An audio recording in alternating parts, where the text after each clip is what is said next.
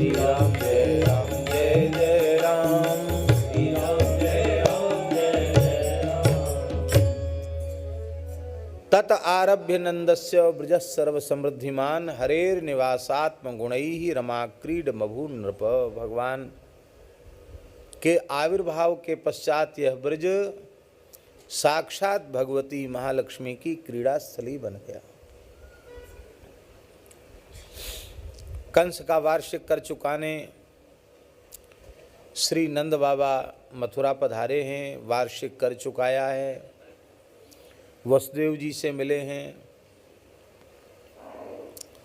भगवान के भक्तों का ये स्वभाव होता है कि वे जब परस्पर मिलते हैं तो भले ही व्यवहारिक जीवन में चाहे जैसी विकट परिस्थिति हो, वो जब मिलते हैं तो वे संसार की चर्चा नहीं करते, विषय चर्चा नहीं करते हैं, क्योंकि उनके चित्त पर भगवान छाए हुए रहते हैं। तो प्रत्येक परिस्थिति में उनकी वाणी से भगवान की चर्चा ही प्रकट होती है। अब देखो, वसुदेव जी तो प्रत्यक्ष संकटग्रस्त हैं, ब्याह के बाद अपनी राजधानी में लौट के भी नहीं जा सके। जिस ससुराल में इतनी उनकी बारात निकली होगी, इतना स्वागत सत्कार हुआ होगा, वहीं उनको नज़रबंद रहना पड़ा। और भगवान जब गर्भ में पधारे हैं तब तो पहरा और कड़ा हो गया, और कठोरता उनके प्रति हो गई। और 6 पुत्रों का वध दुष्ट कंस ने कर दिया। बड़ी विकट परिस्थिति है। और ठाकुर जी को वहां भेज के चले आए।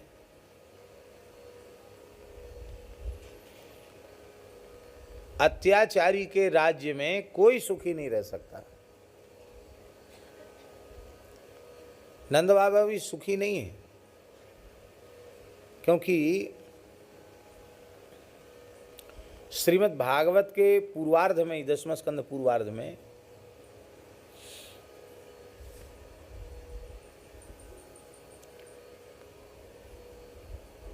नंद बाबा स्वयं कह रहे हैं, नंद बाबा स्वयं कह रहे हैं अक्रूर जी से, कहते हम मथुरा वासियों की कुशलता नहीं पूछ सकते। कंस के रहते हुए हम मथुरा वासियों की कुशलता नहीं पूछ सकते। क्यों? बोले हम सब कंस की प्रजा हैं और कंस हमारा राजा है। लेकिन जैसे कसाई के घर में बंधे हुए भेड़ बकरियों की कुशल नहीं है, कोई पूछे कसाई के घर में बंधी हुई भेड़ बकरियों की कि कहो ठीक ठाक तो है कुशल से, तो क्या कुशलता उनकी, पता नहीं कब किस भेड़ के बकरी के कटने का नंबर आ जाए। ऐसे ही कंस कसाई है और हम सब तो भेड़ बकरी जैसे हैं। अब विचार करो कितने त्रस्त हैं बाबा भी। और फिर दूसरी बात, ब्रजराज होने के बाद भी अब तक उन्हें कोई संतान नहीं हुई। अब संतान हुई है, लेकिन दोनों मित्र मिलकर परस्पर संसार की चर्चा नहीं करते, दोनों मित्र मिलकर परस्पर सत्संग की चर्चा करते। हम लोगों को अपना ऐसा ही स्वभाव बना लेना चाहिए, किसी भी परिस्थिति में हम संसार की चर्चा न करके भगवत चर्चा ही करें। भगवत चर्चा में ही सब समाधान हो जाता है।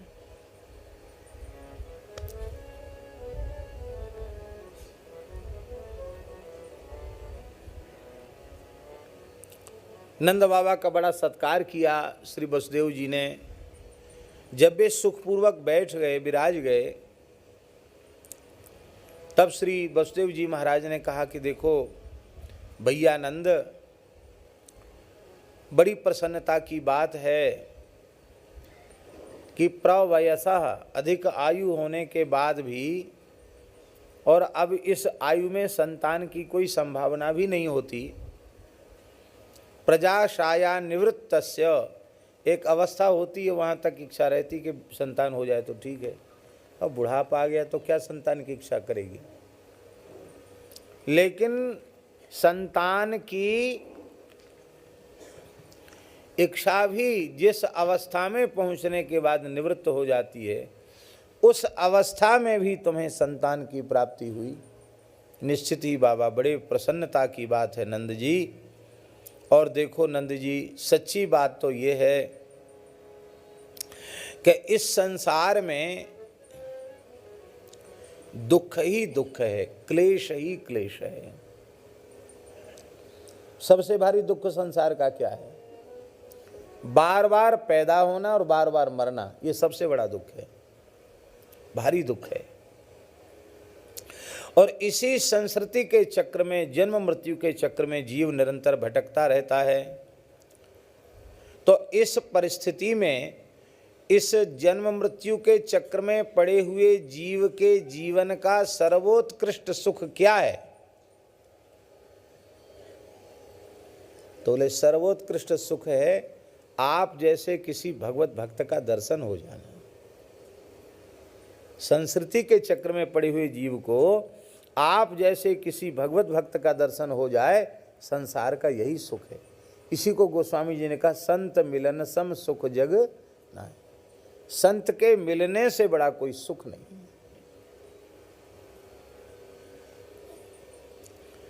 दिष्ट्या संसार चक्रेस्मिन् वर्तमानः पुनर्भवः उपलब्धो भवानद्य दुर्लभम प्रिय दर्शनम। भगवान के जो प्यारे भक्त हैं उनका दर्शन दुर्लभ है। एकादश स्कंद में ये बात कही गई, दुर्लभो मानुषो देहो देहिनां क्षणभंगुरः तत्रापि दुर्लभम मन्ये वैकुंठ प्रिय दर्शनम। संत मिलन भगवद अनुग्रह से ही संभव है और कोई दूसरा साधन नहीं। एकदम निकट रहकर भी मिलन नहीं होता है यदि भगवान का अनुग्रह, पहचान ही नहीं हो गई कि महात्मा है। अब इनको देख के कोई पहचानेगा अनंतदास जी को एक महात्मा है? किधर से लगते हैं ये महात्मा? कोई भी बात है हंसने लग जाएंगे। लेकिन श्री ठाकुर जी की कृपा है, बड़े अद्भुत संत हैं। अब तक तो 40 किलो आटे की रोटी तो रोज खिलाते थे और ज़्यादा भी। आज से इन्होंने उसको दुगना कर दिया, 80 किलो आटे की रोटी रोज खिला रहे हैं गाय को। 40 किलो आटे की रोटी गोरे दाऊ जी में, और आज से 40 किलो आटे की रोटी मलुक पीठ की गौशाला में शुरू किया है। महात्मा है। क्या है इनके पास? कुछ नहीं। देखने में भी नहीं लगता कि महात्मा जैसे हैं। भाई महात्माओं का भी एक बढ़िया होता ना, खूब माला वाला पहने, लंबा चौड़ा तिलक लगावे, बढ़िया अच्छी तरीके से हों, तो कुछ नहीं, ऐसे ही है।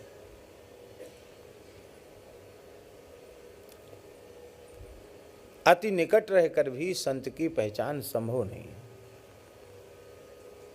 हमको ऐसा लगता है कि जैसे भगवान सोई जानहि जेहि देव जनाई, ऐसे ही भगवत स्वरूप भक्त वे कृपा करके अपने स्वरूप को जिसको जना दें वही जान सकता है, सब नहीं। बड़ी सुंदर बात श्री वसुदेव जी ने कही है। इतनी सुंदर बात है कि हम लोगों की समझ में आ जाए तो हम शोक से, दुख से सर्वथा विमुक्त हो जाएं। श्री वसुदेव जी कहते हैं, नैकत्र प्रिय संवासः सुहृदाम चित्रकर्मणाम ओघेन व्यूहमानानाम प्लवानाम स्रोतशो यथा। संसार में दो प्रेमी परस्पर प्रेम कर लेते हैं, स्वभाव है प्रेम करना, प्रेम कर लिया, और प्रेम के चक्र में फंसकर झूठी सच्ची शपथ भी खा लेते हैं। अब तो हम साथ ही मरेंगे, साथ ही जिएंगे, किसी कहीं भी साथ नहीं छोड़ेंगे। ले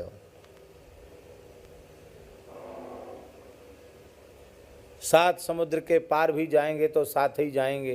ले साहब, तो सातवें आसमान के ऊपर जाएंगे तो भी साथ ही जाएंगे।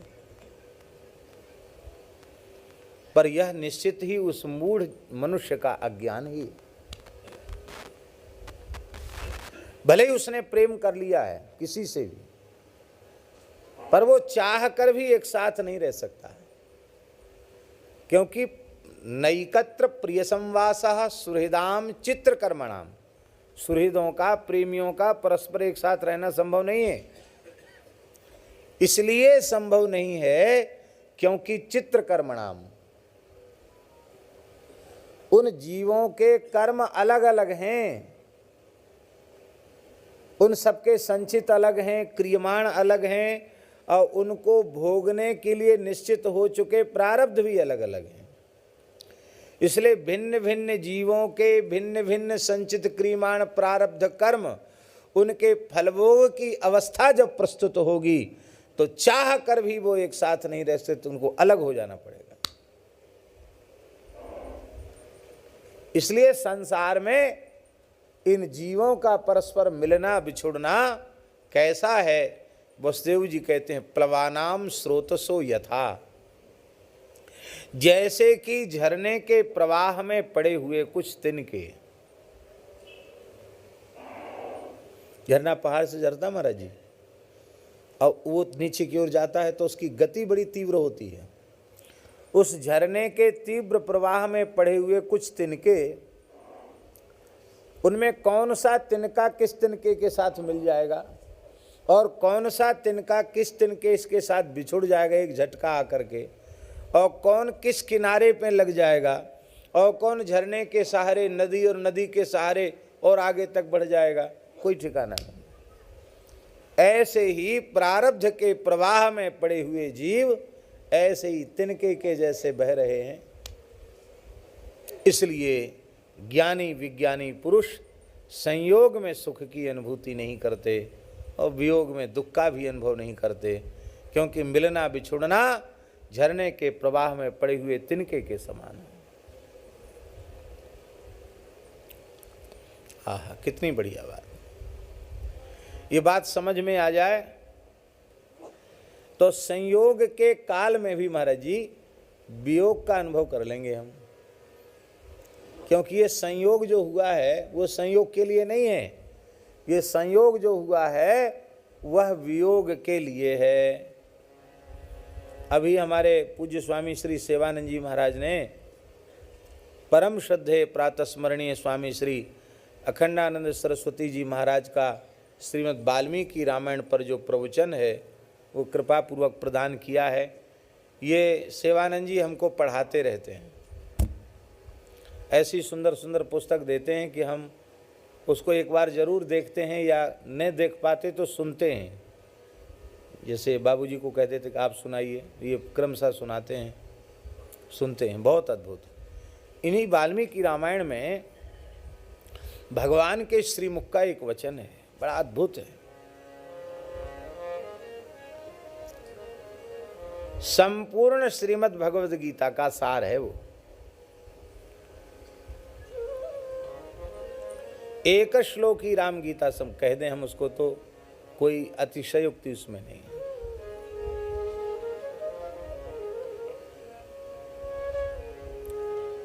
इतना बढ़िया श्लोक है, ये महाभारत में भी है।